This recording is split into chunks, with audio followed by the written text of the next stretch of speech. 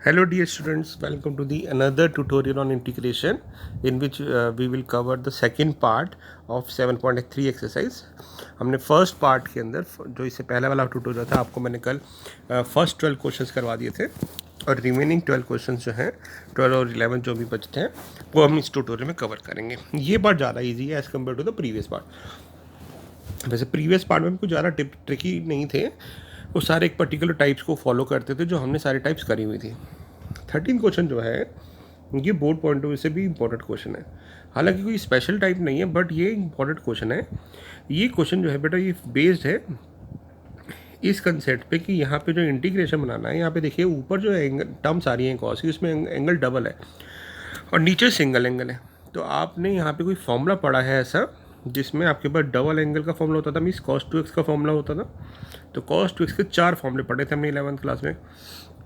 1 minus 2 sign square x, 2 cos square x minus 1, cos square x minus sign square x और फिर tan में 1 minus tan square x upon 1 plus tan square x.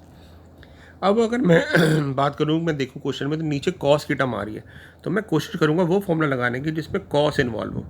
तो cos involve जो होता है वो होता है 2 कॉस स्क्वायर एक्स माइनस 1 में. मैं ऐसा इसलिए करूँगा, ये फॉर्मूला लगाने की कोशिश करूँगा क्योंकि एंगल सेम हो जाएगा, है ना. तो मैं ये फॉर्मूला लगाने की कोशिश करता हूँ कहाँ पे, cos 2x के लिए भी और cos 2 अल्फ़ा के लिए भी. तो जैसे ही हम ये फॉर्मूला लगाएंगे तो हमारे पास क्या होगा, देखिए cos 2x की जगह आ जाएगा 2 cos square x minus 1 bracket close minus ये आ जाएगा 2 cos स्क्वायर अल्फ़ा माइनस 1. ठीक है, और डिनोमिनेटर में जो है वो तो ये सेम टर्म रहेगी cos x minus cos alpha. अब जब आप ब्रैकेट को ओपन करेंगे तो ये -1 है और ये माइनस और माइनस प्लस 1 हो जाएगा, ये यानी इससे कट जाएगा. तो हमारे पास जो बचेगा टर्म उसमें से हम देख रहे हैं 2 कॉमन आ रहा है तो हम 2 कॉमन ले लेते हैं. अब क्या बचा हमारे पास, cos square x minus cos square alpha, तो जिसको हम ले सकते हैं cos x minus cos alpha और cos x plus cos alpha. A square minus B square की प्रॉपर्टी लगा दी हमने, लगा सकते हैं. तो हमने क्या देखा कि जो नीचे वाली टर्म है वो तो कैंसिल आउट हो गई, ये तो बिल्कुल सेम टर्म है, कैंसिल हो गई. तो हमारे पास क्या बचा, हमारे पास बचा 2 cos x dx minus plus 2 cos alpha dx. अब यहाँ पे एक मिस्टेक होती है बच्चों से, वो क्या करते हैं, इसका जो आंसर होता है एग्जाम में लिख देते हैं 2 sine x plus 2 sine alpha plus C. अब बेटा हम तो इंटीग्रेट कर रहे हैं एक्स के रिस्पेक्ट में, तो अगर एक्स के रिस्पेक्ट में इंटीग्रेट कर रहे हैं तो एक्स के अलावा जो भी टर्म है वो कांस्टेंट है. तो यानी कॉस अल्फ़ा हमारा कांस्टेंट है, और अगर कॉस अल्फ़ा कांस्टेंट है तो वो तो इंटीग्रेशन के साइन के बाहर आना चाहिए. तो इसलिए हम क्या करेंगे, कॉस अल्फ़ा को बाहर ले लेंगे. ठीक है, तो हमारे पास फाइनल आंसर क्या आएगा, 2 cos अल्फ़ा है तो 2 cos x है तो cos x का इंटीग्रेशन साइन x हो गया, और ऐसे ही 2 cos अल्फ़ा है तो ये बन जाएगा 2 cos अल्फ़ा इंटू एक्स. तो 2 cos अल्फ़ा कांस्टेंट था बाहर आ गया और 1 का इंटीग्रेशन करेंगे तो x प्लस ही आ जाएगा. तो ध्यान रखना है यहाँ पे, अगर with respect to x integrate कर रहे हैं तो उसके अलावा सब कांस्टेंट बना जाएगा. तो ये एक बहुत इंपॉर्टेंट क्वेश्चन था. ठीक है, 14 की बात करते हैं.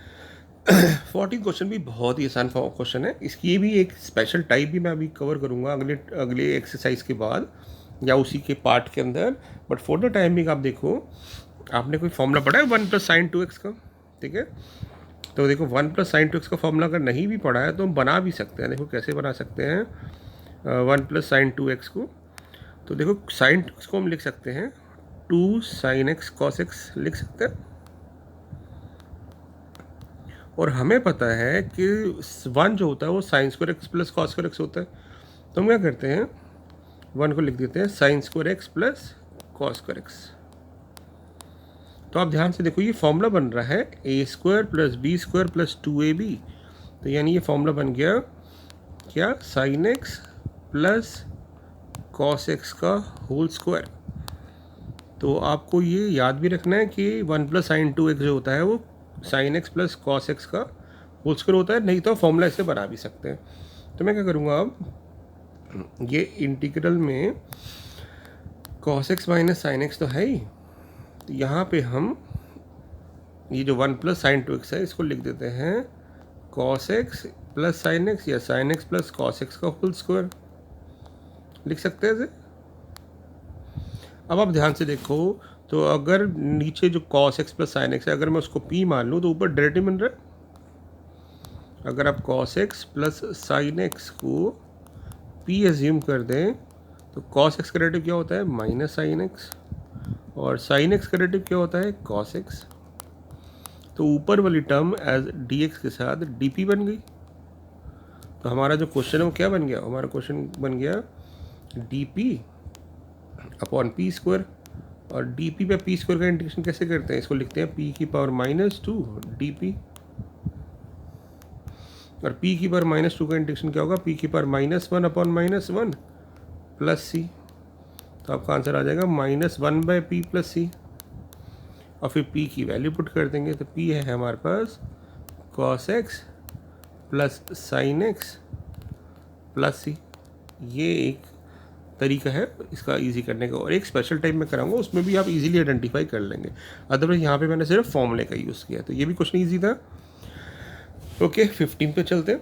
अब 15 में देखिए, अब हमारे पास जो टर्म्स आ रही हैं वो आ रही है tan या sec। अब tan x को अगर मैं p पुट करूँ तो मेरे पास sec स्क्वायर डेरिवेटिव होना चाहिए, वो तो मेरे पास sec स्क्वायर अवेलेबल नहीं है। बट अगर मैं sec को p पुट करूँ तो मेरे पास डेरिवेटिव होना चाहिए tan x sec x।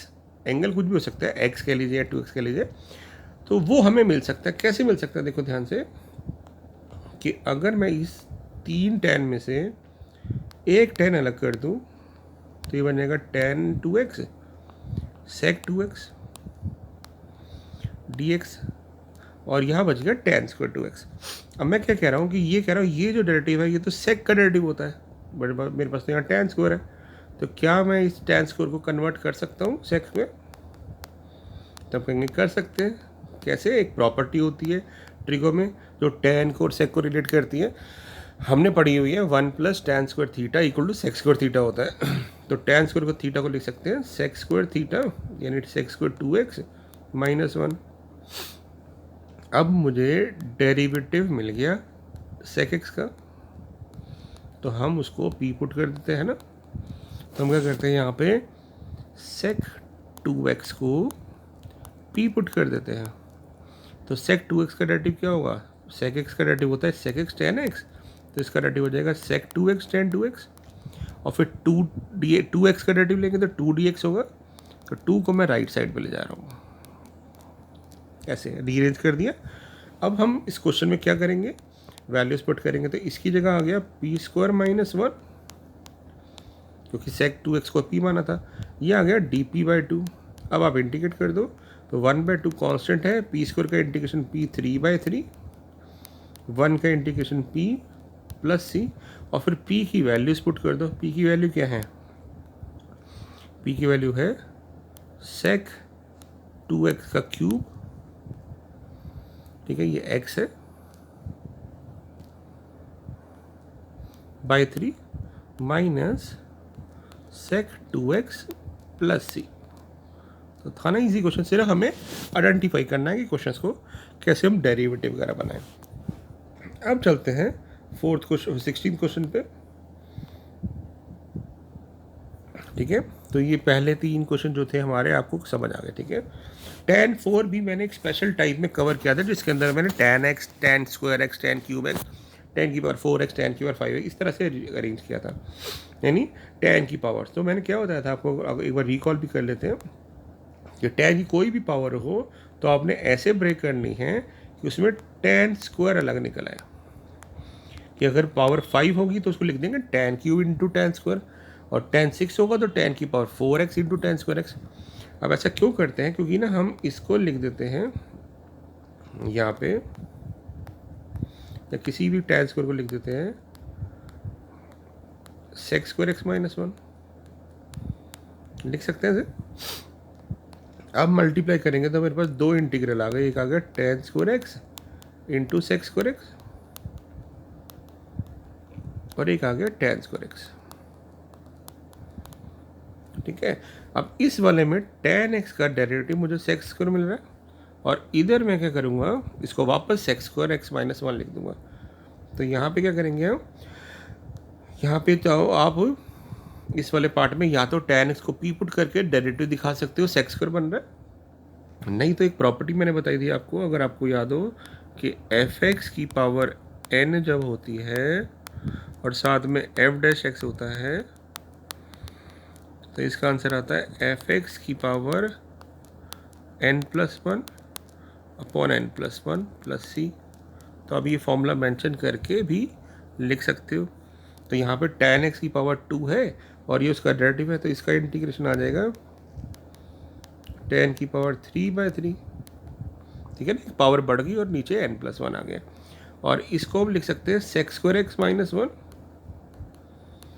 तो जब हम sec स्क्वायर माइनस 1 का इंटीग्रेशन करेंगे देन वी विल गेट, ये आ जाएगा tan क्यूब x अपॉन 3 और ये आ जाएगा tan x minus x plus c, and this is the answer, right.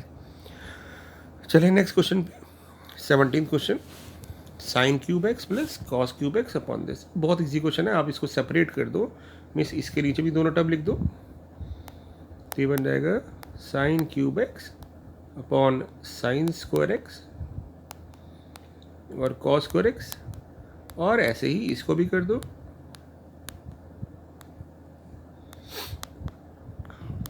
Sign square x cos square x, right.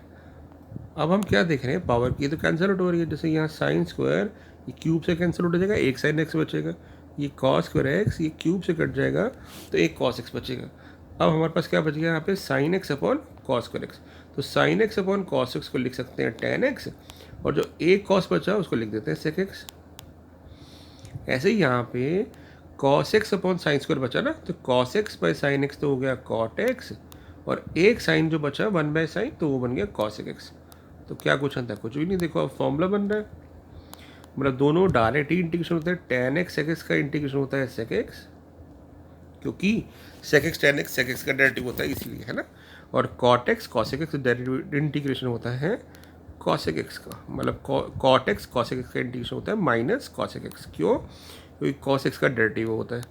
तो ये हमारे पास आंसर आ गया।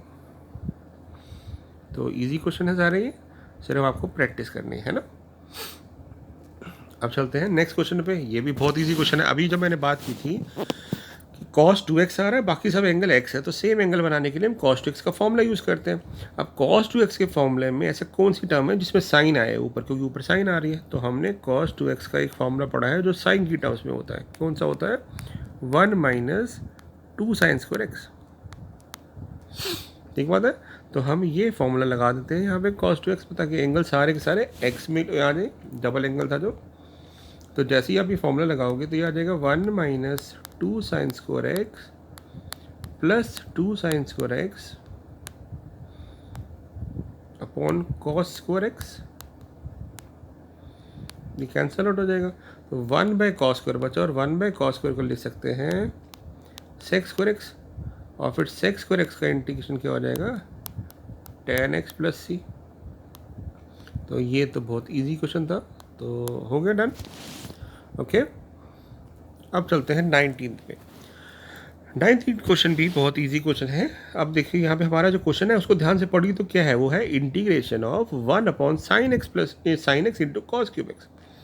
तो यहाँ मैं ऊपर 1 है, उस 1 को ये भी तो लिख सकता हूँ sign square x plus cos square x, 1 को लिख सकते हैं, dx को मैंने अलग कर लिया। अब आप क्या करो, इसको सेपरेट आउट कर दो। तो सेपरेट आउट मतलब साइन स्क्वायर के भी नीचे ही ले आओ, तो साइन स्क्वायर एक्स के नीचे भी ये हमारे पास आ गया sine x cos cube x, और कॉस स्क्वायर के नीचे भी ये आ गया। ठीक है, ये ऐसे लिख देते हैं। अब यहाँ पे साइन एक्स से साइन एक्स कट जाएगा, तो हमारे पास क्या बचा, sine x by cos cube, तो साइन बाय कॉस एक बन गया tan x, और जो 2 कॉस थे वो ऊपर जाके बन गए sec स्क्वायर एक्स। ऐसे ही यहाँ पे कॉस स्क्वायर से कॉस क्यूब कट गया, तो बच गया 1/sin x cos x। तो अब फिर से दो तरीके हमारे को दिख रहे हैं। हमारे पास क्या बचा, 1/sin x cos x। तो एक तरीका तो क्या है कि मैं क्या करता हूँ, 2 से मल्टीप्लाई कर दिया और 2 से नीचे मल्टीप्लाई कर दिया और 2 से ऊपर मल्टीप्लाई कर दिया, तो नीचे आ गया 2 sin x cos x, जिसको लिख सकता हूँ मैं sin 2x, और 1/sin 2x बन जाएगा cosec 2x। तो एक तरीका तो ये है इसे कन्वर्ट करने का, नहीं तो दूसरा क्या है, आप ट्राई कर लेना खुद, आप ट्राई करके देखिएगा। यहाँ पे जो 1 बन रहा है ना, ये बन रहा है 1/sin x cos x। आप ना 1 को लिख देना sin square x plus cos square x, और नीचे आ रहा है sin x cos x, ठीक है। और इसको सेपरेट कर लेना, सेपरेट करेंगे तो क्या आ जाएगा, sine square by sine x cos x, sine x से साइन एक्स कट जाएगा, बचेगा sine x by cos x. तो यह मैं कर ही देता हूँ इसको, है ना, ये ऑल्टरनेटिव तरीका है। ये बच गया tan एक्स। ऐसे कॉस स्क्वायर के नीचे जब दोनों लाएंगे तो कॉस से कॉस कट जाएगा, बचेगा कॉट एक्स। और आपको पता है कि tan एक्स का इंटीग्रेशन क्या होता है, लॉग ऑफ सेक एक्स, और इसका क्या होता है, log of sine x plus e. तो ये वाला पार्ट इसका ऑल्टरनेटिव है, ऐसे भी कर सकते हैं और ऐसे भी कर सकते हैं। मैंने क्या किया, 2 से मल्टीप्लाई डिवाइड कर दिया, नीचे आ गया 2 sin x cos x, जिसको हम लिख सकता हूँ sin 2x, और 1/sin 2x बन जाता है cosec 2x। अब यहाँ क्या करें, ये वही फॉर्म बन रही है बेटा, ये फंक्शन है, ये उसका डेरिवेटिव है, तो tan x को p पुट कर सकते हो, नहीं तो प्रॉपर्टी लगा सकते हो fx की पावर n। तो इसका आंसर आ जाएगा tan x का होल स्क्वायर अपॉन 2, क्योंकि fx की पावर n + 1 अपॉन n + 1 आता है। और यहाँ पे आपको ना cosec 2x का इंटीग्रेशन याद होना चाहिए। जैसे sec x का इंटीग्रेशन होता है log of sec x plus tan x, ऐसे cosec का होता है log of cosec x minus cot x plus c, और फिर डिवाइड बाई 2x का डेरिवेटिव करेंगे तो 2 आ जाएगा, 2 से 2 कट जाएगा, और ये आपका आंसर आ जाएगा, ठीक है ना। और नहीं तो वैसे भी कर सकते हैं, लॉग जैसे सेक एक्स का log sec x plus tan x होता है, ऐसे ही minus log cos x plus cot x भी लगा सकते थे। नहीं, दोनों तरीके आपके पास अवेलेबल हैं, ये भी है और ये भी है, ठीक है, तो कैसे भी कर सकते हैं। और मैंने इसका प्रूफ भी बताया था, अगर आपको याद हो, प्रीवियस ट्यूटोरियल देखेंगे तो cos 2x का इंटीग्रेशन कैसे करते हैं पता है आपको। cos 2x का इंटीग्रेशन ऐसे करते थे कि यहाँ पे cosec 2x है ना, तो हम क्या करते हैं, इसको मल्टीप्लाई कर दिया cosec 2x minus cot 2x से, और मल्टीप्लाई किया तो डिवाइड भी कर दिया cosec माइनस cot 2x से। अब आप देख रहे हो कि नीचे वाली टर्म का डेरिवेटिव ऊपर मिल रहा है, cosec x कैसे मिल रहा है, cosec 2x का इंटीग्रेशन क्या होगा, minus cosec x cot x, तो ये रहा, और cot 2x का डेरिवेटिव क्या होगा, माइनस cosec स्क्वायर x, तो ये रहा, तो माइनस cot 2x का माइनस cosec स्क्वायर आ जाएगा, यानी नीचे वाला का डेरिवेटिव है। तो ऐसे कराते थे हम, ठीक है ना। तो रिकॉल करते रहेंगे साथ से कंसेप्ट, तो अपना भी ईजी हो जाएगा। अब इसके फिर से बेटा दो तरीके हमारे माइंड में आ रहे हैं। एक तो आ रहा है कि नीचे फॉर्मूला खोल दो, जो अभी हमने फॉर्मूला बनाया था प्रीवियस क्वेश्चन में, 1/sin 2x का यहाँ ओपन कर दो। तो जब इसको ओपन करेंगे तो क्या आएगा, cos square x plus sin square x, जो बन जाएगा 1, और प्लस 2ab, समझ रहे बात, cos x plus sin x का स्क्वायर क्या होता है, a square plus b square plus 2ab। तो cos square plus sin square 1 हो गया, और 2 sin x cos x को लिख सकते हैं sin 2x, ठीक है। तो क्या फॉर्म बन रही है, ये फॉर्म बन रही है कि अगर मैं इसको 2 से डिवाइड कर दूं और 2 से मल्टीप्लाई कर दूं, तो नीचे वाली टर्म का डेरिवेटिव मेरे को ऊपर मिल रहा है, 1 का डेरिवेटिव 0 और sin 2x का डेरिवेटिव cos 2x इंटू 2। तो ये बन गया f' अपॉन fx वाली फॉर्म। तो आंसर आ गया log of 1 plus sin 2x plus c। और ऑल्टरनेटिव तरीका क्या है, ऑल्टरनेटिव तरीका क्या है कि cos 2x का, जैसे हमने बोला कि डिपेंड करता है क्वेश्चन पे कौन सी फॉर्म है, तो उसके अकॉर्डिंग फॉर्मूला लगाते हैं। तो हम दूसरा तरीका क्या हो सकता है, cos 2x का एक फॉर्मूला होता है, क्योंकि ऊपर 2x है नीचे एंगल x है, तो सेम बनाने के लिए cos 2x का फॉर्मूला लगाते हैं जिसमें दोनों आ रहे हैं cos और sin। तो होता है cos square x minus sin square x, formula पढ़ा होगा आपने। और नीचे है हमारे पास cos x plus sin x का होल स्क्वायर। अब आप क्या करो, ऊपर जो यहाँ पे a square minus b square का फॉर्मूला है लगा दो, तो एक बन जाएगा cos x plus sin x, और एक आ जाएगा cos x minus sin x। तो आप देखोगे एक पावर ना पे कट जाएगी, मतलब cos x minus sin x या cos x plus sin x cut जाएगा, एक कट गया। तो हमारे पास क्या बचा, cos x minus sin x upon क्या बचा, cos x minus sign x upon cos x plus sine x. तो क्या दिख रहा है, नीचे वाली टर्म का डेरिवेटिव है ऊपर। कैसे देख लो, cos x का डेरिवेटिव होता है माइनस साइन एक्स ये रहा, और साइन एक्स का डेरिवेटिव होता है cos x ये रहा। तो ये बन गया लॉग ऑफ डिनोमिनेटर। तो दूसरा तरीका आ गया, cos से आ गया answer cos x plus log cos x plus sine x का होल स्क्वायर। तो ये आंसर है। अब आपके माइंड में आ रहा होगा ये दोनों सेम है कि नहीं, ये दोनों सेम ही है बेटा। ठीक है, कैसे सेम है, अगर आपको बनाना है क्यूरियोसिटी हो रही है कैसे करें, तो आप क्या करो, यहाँ पे ना 2 से डिवाइड कर दो, 2 से मल्टीप्लाई कर दो, और जो मल्टीप्लाई किया 2 है उसको पावर बना दो। तो ये बन जाएगा 1/2 log of cos x plus sine x का होल स्क्वायर। तो cos x plus sine x का होल स्क्वायर करोगे तो ये आ जाएगा 1 प्लस साइन 2x, क्योंकि cos square x plus sine square x 1 हो जाएगा। फॉर्मूला जब लगाएंगे a plus b whole square का, और 2 sine x cos x sine 2x बन जाएगा। यानी दोनों से तरीके से आंसर सेम आएगा, बट फॉर्म अलग दिख सकती है। अब बात करते हैं 21 की, बहुत ही सिंपल क्वेश्चन। अब हमें इन्वर्स, तो अभी तक किसी का इन्वर्स का क्वेश्चन तो हमने किया नहीं, बट हम इन्वर्स को हटा सकते हैं। कैसे, ये साइन इन्वर्स है, ये कॉस है। तो अगर मैं दोनों को सेम बनाने की कोशिश करूँ, तो आपने ना 10th क्लास में एक फॉर्मूला पढ़ा था, cos theta equal to sine 90 minus theta. तो मैं उस प्रॉपर्टी से कॉस एक्स को लिख देता हूँ साइन π/2 माइनस एक्स। अब हमें पता है sine inverse of sine theta, theta होता है डिपेंडिंग अपॉन डोमेन। तो क्योंकि यहाँ डोमेन दे नहीं रखा, तो हम डायरेक्टली लिखते थे कि भी जो भी इसमें डोमेन में डिफाइन होगा, तो उस केस में ये π/2 माइनस एक्स हो जाएगा, है ना। और π/2 से कम ही हो रहा है एंगल, तो अपने अभी उसमें आ जाएगा। ठीक है, क्योंकि एक्स की रेंज नहीं दे रखी, इसलिए हम कुछ नहीं कर सकते, इसलिए डायरेक्ट कहते हैं कि what ever the domain is, हम उसमें π/2 माइनस एक्स कर देंगे, क्योंकि डेफिनेट का क्वेश्चन ही नहीं है। तो हमने लिखा π/2 माइनस एक्स, मतलब साइन इनवर्स साइन थीटा को थीटा लिख दिया, है ना। अब इसका इंटीग्रेशन करते हैं। अब कैसे करें, तो π/2 तो कांस्टेंट है, हमारे पास बच गया 1, और यहाँ पे बच गया x dx। तो इंटीग्रेट कर देते हैं, तो 1 का इंटीग्रेशन हो जाएगा x, और x का हो जाएगा x² प्लस सी। ये आपका आंसर आ गया। ऐसे ही सेम क्वेश्चन आप कर सकते हो, बिल्कुल same, tan inverse of cot x dx। ठीक है, sec inverse of cosec x, मतलब आपको इन्वर्स है तो उसके अकॉर्डिंग चेंज कर दो, है ना। ओके, चलने लगे क्वेश्चन पे। ये 3 क्वेश्चन लास्ट बचते हैं। 22 जो है मैंने भी एक स्पेशल टाइप में कवर किया हुआ, अगर आपको याद हो। यहाँ पे बहुत सारे क्वेश्चन सिमिलर टाइप के कराए थे मैंने, आप ट्यूटोरियल में देख सकते हैं, प्लेलिस्ट के अंदर भी देख सकते हैं, कि जब दोनों कॉस होते हैं, यहाँ पे दोनों सेम होते हैं, बेसिकली दोनों साइन या दोनों कॉस, तो S4 सेम S4 साइन, तो हम sine of the angle, difference of the angle से मल्टीप्लाई करते हैं।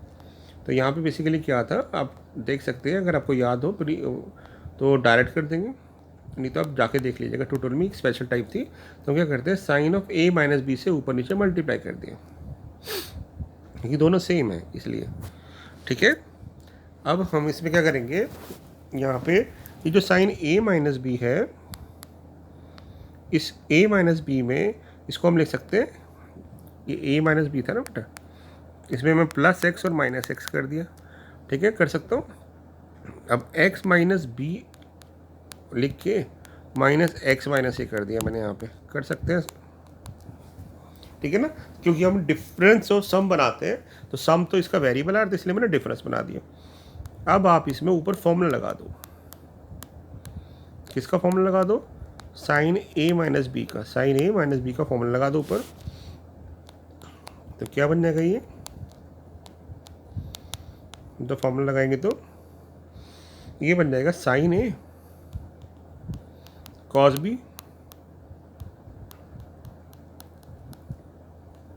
Minus cos a sine b, और फिर सेपरेट कर दो। सेपरेट मतलब इसके नीचे भी दोनों टर्म ले जाओ, और इसके नीचे भी दोनों टर्म ले आओ, ऐसे।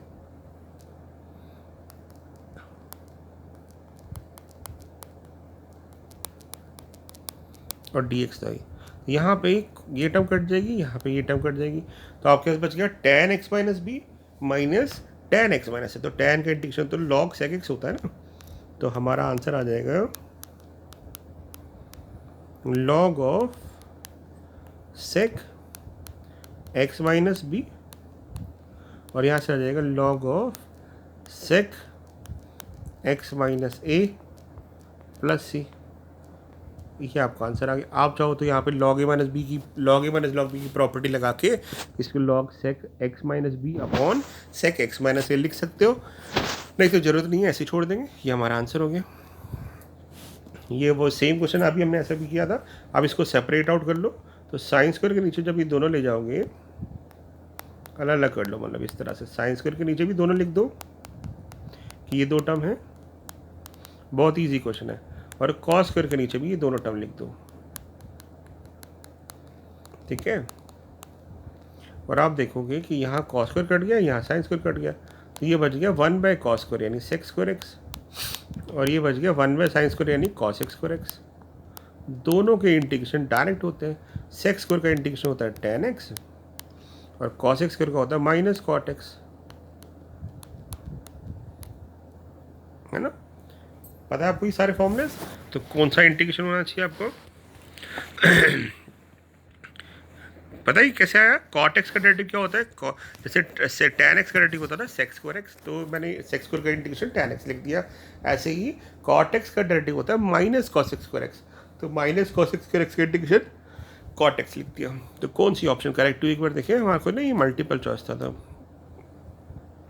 तो कौन सी ऑप्शन करेक्ट हो रही है, ए ऑप्शन करेक्ट हो रही है, ठीक है।